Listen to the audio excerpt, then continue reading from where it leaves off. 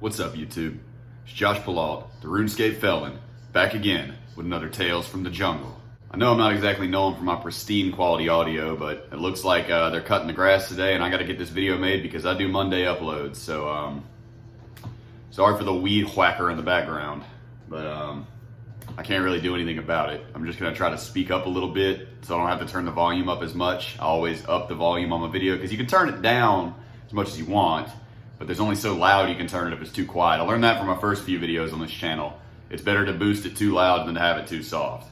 So anyways, this is something I've been asked about a decent bit, especially by my buddy Jason, also known as Ruckus. He asks me this like once a week, so I figured I'd find a deliver on it. I doubt this one's gonna go down too terribly great as far as like views and interaction, guys, but today I'm gonna bring you the stories of prison pets and the pathetic things that we do for a small modicum of companionship in prison. Here in episode number 11 of Tales from the Jungle. Prison pets. Yeah, I did it cheap this time, guys. We're gonna have to say that's 11. It's 1 and 1. It's 11, all right? No questions asked. Okay, so I was at Federal Correctional Institute of Talladega. I got there May 27th, 2014 to begin serving my initial sentence, which was 6-year sentence, of which I served 5 before being released to a halfway house. By the midsummer time, it became apparent that, they have gardening crews in prison, landscape, the guys that basically have these very safety-oriented lawn mowers and push mowers, as well as, very dull, messed up hedge trimmers, and they kind of take care of the landscape of a prison to a certain extent, as much as it can be done, I suppose, because they're pretty much barren wastelands. But around midsummer, it became apparent that there was an absolute abundance of baby praying mantises everywhere. Despite the fact that you will shortly find out that I have a good bit of knowledge about praying mantises, I'm not sure if it's mantises or mantises. I'm probably being hella extra. It's probably praying mantises. But anyways, I digress. They know that Monday is video day. They know this, and they're out there weed whacking. Come on, man.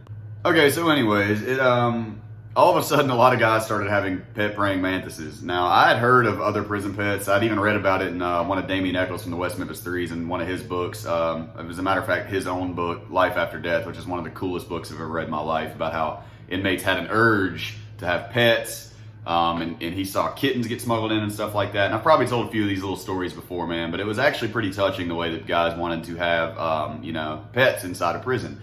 Praying mantises became a hot commodity. Now, let me give a disclaimer here. Most of the guys that were raising praying mantises for pets wanted to fight them and gamble on them. I will admit that, okay?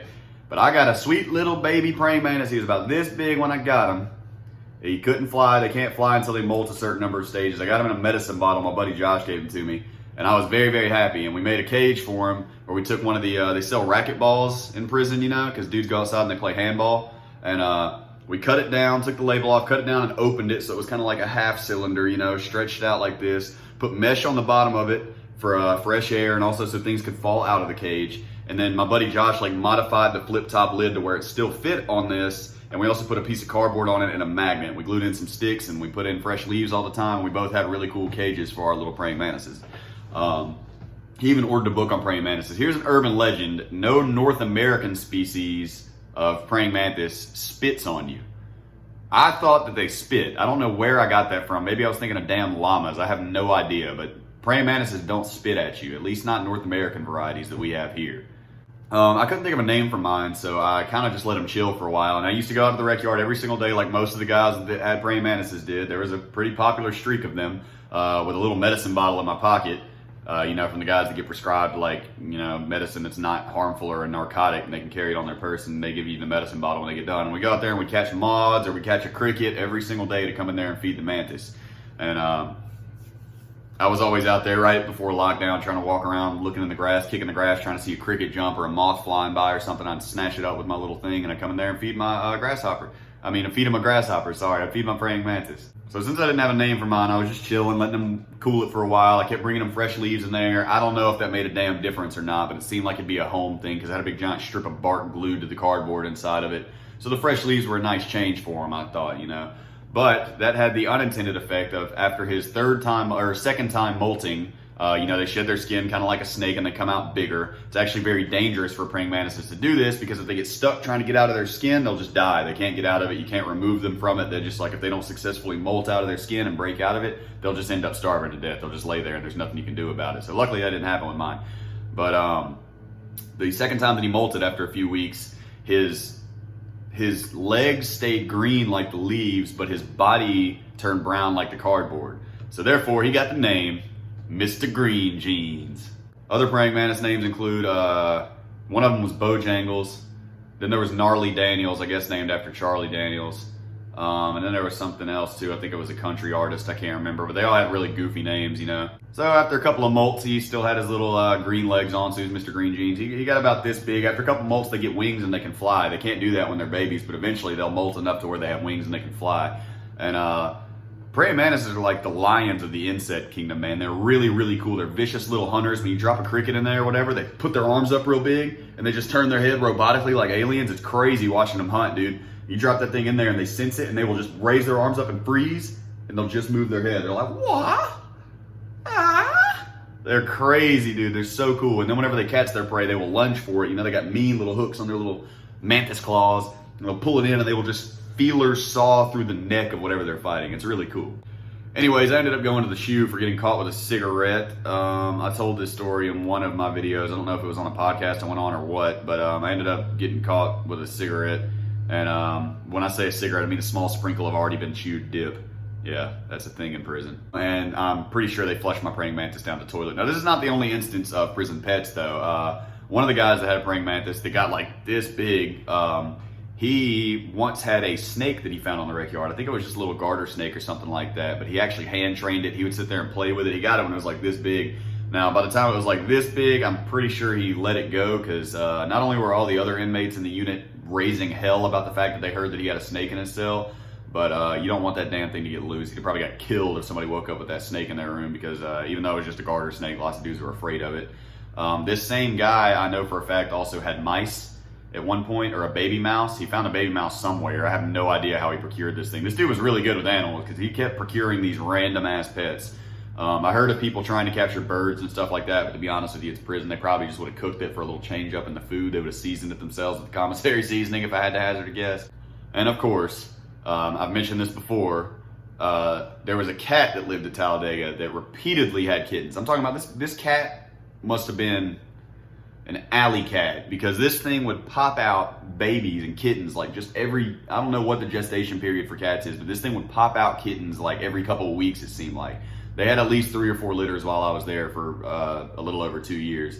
And it just seemed like that cat was always pregnant. But she would have the kittens, and there's this really advanced sewer system in the prison that's not big enough for a human to crawl through or leave, but it drains the whole prison when it rains, you know what I mean? I mean, the holes get to about this big, and the ones that are bigger have big, thick steel bars on them, so you can't Shawshank Redemption out of that bitch. But the mama cat was feral as hell. She had one eye and was like missing a chunk of her ear and just like would not let you near the cats. But a lot of times she would leave them to go, I guess, get food or whatever for them. I don't know what the hell she was doing, her food for herself. But then you could go up and pick up the kittens and they didn't know any better. So the kids were actually really human trained and they really liked being petted with and played with. And when they got older and bigger, they'd come out on the rec yard and they'd hang around with us and they'd, snuggle up to us. They were just like a regular like house cat, a friendly house cat, because some house cats are assholes.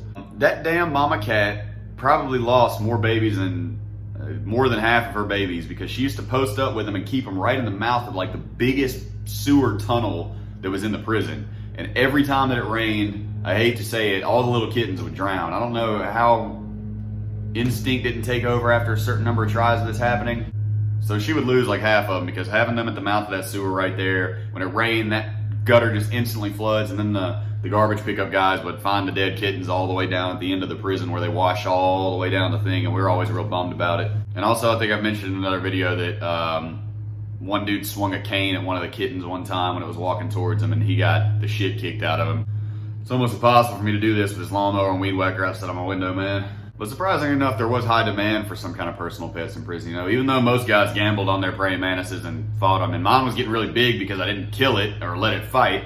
And people would start offering me more and more stamps. Man, I got $50 damn on that mantis, man. I'm like, I'm not fighting mine. Mine is my friend. You can back up. needless to say, I never wanted to fight my praying mantis. Mine was my little buddy, dude. He was really cool, and they fly around and they'll just chill for hours. If you need to clean out their cage or whatever, dude, there's hooks on the wall for you to hang your shirt, like little plastic hooks. They won't support your body weight, don't worry. But you hang your shirt there, and if you need to clean your cell or whatever and clean out their cage, you take your mantis out of the cage and you set them on that shirt. They will climb to the top where the collar is, like higher up on the wall, and they'll just sit there. They're just chilling. They like to take the highest point that they can normally see, which is really bad if you're sitting there holding them and looking at them. You hold them on your finger like this. They'll sit there and look at you. They'll turn their head up like this, and you're like, hey, look, he's looking at me. What do you know? And then they'll smack you in the face because they try to fly to the top of your head. They'll all of a sudden be like, wow, and they'll just smack off your forehead, and you got to try really hard not to instinctively slap them and kill them, because having bugs fly at your face is not a lot of fun. As far as that snake goes, I know that that guy was really good with animals. I'm sure that he would have taken good care of it. I don't know exactly what happened with that, but I remember him telling me about it. He was like, I had a snake. The rumor's true, yeah. And then also one time I know that a guy tried to kidnap one of the kittens, and a friend of mine was trying very valiantly to figure out who had it so he could tell on them. This was a very big deal and a very nasty situation almost came out of this, mostly because the guy was Muslim and they, stick together and back each other up. And the guy that was trying to get the kitten or had the kitten was a white supremacist. And yeah, so that almost got ugly because I informed the guy that a buddy of mine was trying to snitch on him once I found out who it was. He heard a rumor through the grapevine on what we call inmate.com that once upon a time, somewhere on the planet Earth, that some guy in prison did unspeakable things to a cat. And so he naturally assumed that that's what this guy wanted to do. Now, I respect his love for animals, don't get me wrong. But by the time that I found out who the guy was that actually took the popular kitten, there was nothing to worry about. The dude just wanted a kitten. He was doing a life sentence for the love of God. He wanted a little kitten. He was going to keep it. He set up his locker with a light in there and a little bowl, and he got a bunch of milk for it so he could keep it on ice and stuff like that. But anyway, that's neither here nor there. But people did love pets in prison. Keeping bugs, keeping insects, whatever, The praying mantises, I loved having a praying mantis. They're really, really cool little animals. I wouldn't mind having a pet one out here, They're savages, man. They're so crazy, and they're just like the little lions. They spend all day cleaning themselves just like lions do. I'm telling you, they're like the lions of the insect kingdom. I love little Mr. Green Jeans. Sometimes I wonder if they flushed him down the toilet. I know they didn't let him out. I know they don't have that much compassion to just let him go outside. But anyways, guys, that's about it. I've been asked a lot about my pet praying mantis in prison, little Mr. Green Jeans, so that pretty much sums up what it was like to have pets in prison. It's kind of sketchy. It doesn't really, they probably don't count as pets to most people, but to us, it was a little glimpse of home, a little taste of home to have, something that we had to take care of, something that needed us for once instead of us needing to be sustained, inside of this concrete jungle. Something that actually needed us and relied on us. And maybe we like to think that they loved us, because there's not a lot of love going around in there. Anyways, guys, that's episode number 11 of Tales from the Jungle. The prison pet scene. Oh, that sounded so bad. Please, guys, please come check me out on Twitch. This Friday, we're doing a special stream, okay? I'm going to try to play Animal Crossing with my wife, and my wife's going to try to play RuneScape. This was recommended by, I think, either Dixon or Dylan, one of the guys in my community. But we're doing a special stream. My wife is going to be here on Friday on the Twitch, guys. So please, guys, give me a follow on Twitch. Come hang out with us. Friday's going to be a really special day. We've never done anything like this before. I'm really looking forward to it. Down below, we got the tweet. We got the gram, all that good stuff. I follow back if you want to give me a follow. I typically just hit follow for whoever follows me. Same on Twitter, same on Instagram, whatever. And also, I've been working on a new gaming project. So join the Discord if you're interested at all. Main focus right now is Overwatch, but I've been dabbling in the possibility of starting an official esports team. So if you're interested in that at all, join my Discord and we'll talk about it. We'll see if I can get you on the friends list and stuff like that. I'm not great at Overwatch, but damn it, we can be the lovable underdogs or something. But I am looking into this. So if you're interested in that, guys, join my Discord down below. I plan this week on finally uploading some original songs to Patreon. So thank you to all the Patreon supporters. I'm sorry that I haven't updated the damn thing. I'd almost forgotten about it for 2 months when I first started it. We're going to get that taken care of. I know that me singing original songs is probably not the greatest reward on the planet Earth, but it's a hell of a lot better than what I've done so far. Anyway, I love you guys, man. Have a beautiful day. Have a beautiful week. Stay happy. Stay free. And most importantly, stay safe. I'll be back on Monday with an upload, and I'll be on twitch.tv/jpalalt all week. Love you guys.